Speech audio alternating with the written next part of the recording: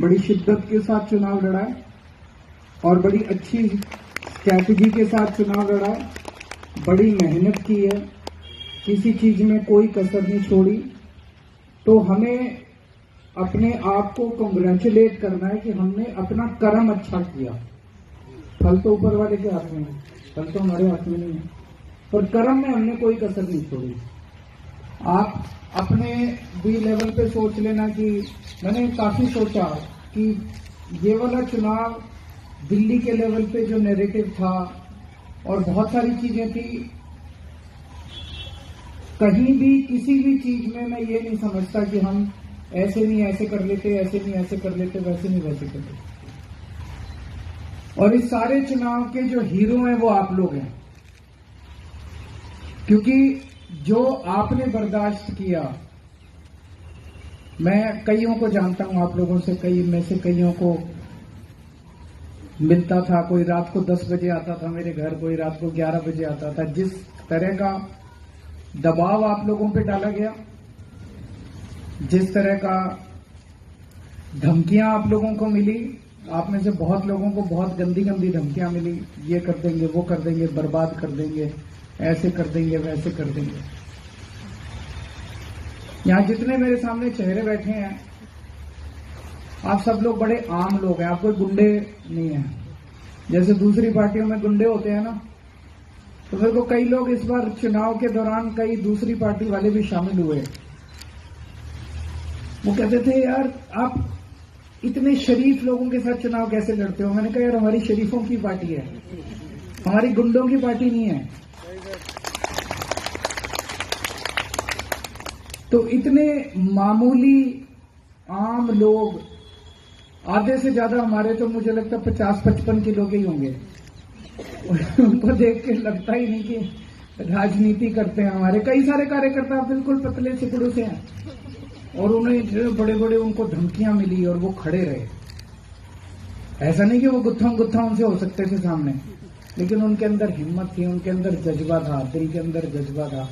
उन्होंने कहा देखा जाएगा। मेरे पास ऐसे, वो तो यहां मौजूद नहीं होंगे, कई सरकारी अफसर भी आए, बोले जी देखा जाएगा, अब नौकरी गई तो गई, देखा जाएगा। अति कर दी इन्होंने।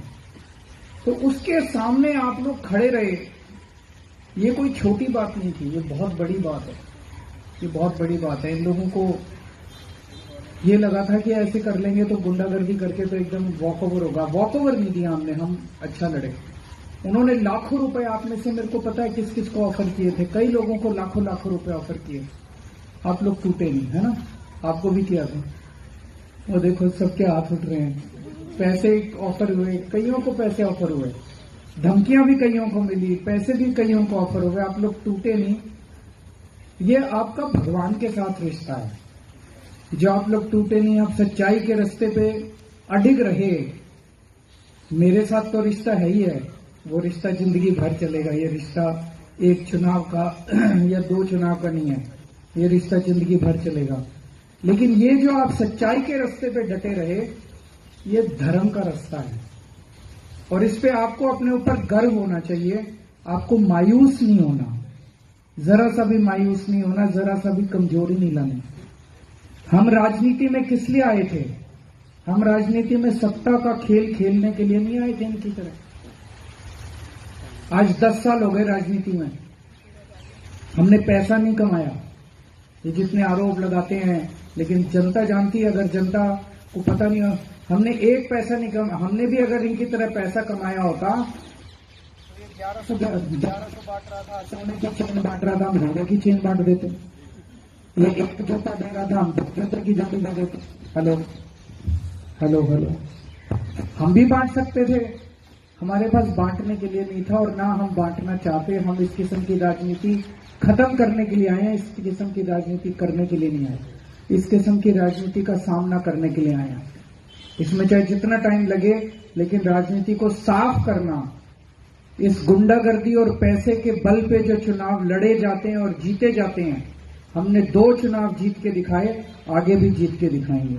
ईमानदारी से जीत के दिखाएंगे, बिना पैसे के जीत के दिखाएंगे, शराफत से जीत के दिखाएंगे, बिना गुंडागर्दी के जीत के दिखाएंगे। तो मायूस नहीं होना। दूसरी बात, 2010 याद करो, 2010 में कोई केजरीवाल को जानता था?